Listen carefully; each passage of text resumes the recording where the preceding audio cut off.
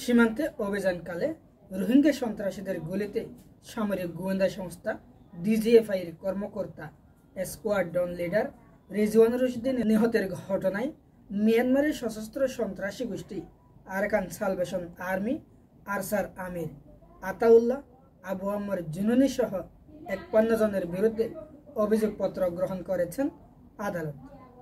সোমবার ৪ December Bandarban chief judicial magistrate Mohammad Nazmul হোসেনের আদালতে অভিযোগপত্র গ্রহণ করা হয়। সে সঙ্গে পলাতক আসামিদের বিরুদ্ধে গ্রেপ্তারি পরোয়ানা জারি করেছেন বিচারক। বিষয়টি নিশ্চিত করেছেন বান্দরবান আদালত পুলিশের পরিদর্শক কোর্ট ইন্সপেক্টর একে ফজলুল হক। তিনি জানান, ৫১ জন আসামির বিরুদ্ধে চার্জশিট গ্রহণ করেছে আদালত। আসামিদের মধ্যে ৯ জন কারাগারে রয়েছে। বাকি পলাতক আসামিদের বিরুদ্ধে গ্রেপ্তারি পরোয়ানা জারি করেছে বিজ্ঞ আদালত। পুলিশ ও গোয়েন্দা সংস্থা সূত্রে জানা গেছে, গত বছরের ১৪ নভেম্বর সন্ধ্যায় তুমব্রু সীমান্তের শূন্যরেখার রোহিঙ্গা আশ্রয় শিবিরের কাছে মাদক বিরোধী অভিযানের নামে র্যাপিড অ্যাকশন ব্যাটালিয়ন র্যাব ও ডিজিএফআই এর বিশেষ একটি দল এ সময় রোহিঙ্গা সন্ত্রাসীদের গুলিতে নিহত হন রিজওয়ান রশিদ। গুলিবিদ্ধ হন র্যাব ১৫ কক্সবাজারের সদস্য সোহেল বড়ুয়া। গুলিতে শূন্যরেখার আশ্রয় শিবিরের রোহিঙ্গা তরুণী সাজেদা বেগমও নিহত হন। এ ঘটনায় গত বছরের ২৩ নভেম্বর রাতে নাইক্ষ্যংছড়ি থানায় ডিজিএফআই কক্সবাজার কার্যালয়ের মাঠ কর্মকর্তা মোহাম্মদ আনোয়ার হোসেন বাদী হয়ে মামলা করেন। মামলায় মিয়ানমারের সশস্ত্র গোষ্ঠী আরাকান সালভেশন আর্মির আরসা প্রধান কমান্ডার আতাউল্লাহ আবু আম্মার ওরফে জুনুনিকে প্রধান আসামি করে ৩১ জনের নাম উল্লেখ করে মোট ৬৬ জনের বিরুদ্ধে মামলা করা হয়। পরে চলতি বছরের ১৩ নভেম্বর মামলার কর্মকর্তা ইন্সপেক্টর মাহফুজ ইমতিয়াজ ৫১ জনের নামে আদালতে চার্জশিট জমা দেন।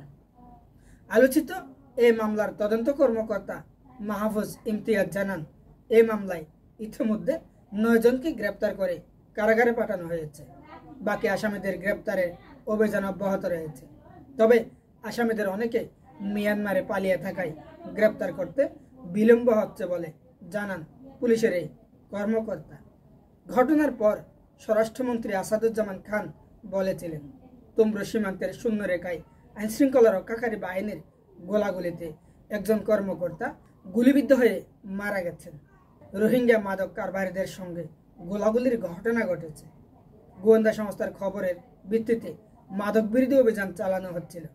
এ ঘটনায় জড়িতদের কাউকে ছাড় দেওয়া হবে না। পুলিশ জানিয়েছে, মামলায় আরসার প্রধান কমান্ডার আতাউল্লাহ আবু আম্মার ওরফে জুনুনি ছাড়াও শূন্যরেখার আশ্রয় শিবির ব্যবস্থাপনা কমিটির চেয়ারম্যান মাস্টার দিল মোহাম্মদ, সেক্রেটারি মৌলভী আরিফ, আরসা কমান্ডার ওস্তাদ খালেদ, মাওলানা মুস্তফা, আব্দুর রহমান, আরসার সদস্য জোবায়ের, শাকের কাউচার, নোমান চৌধুরী, জিন্নাতুল্লাহ, লাল মোহাম্মদ, হাফিজ নূর, রহিমুল্লাহ, মৌলভী আজিজের নামও সেখানে রয়েছে।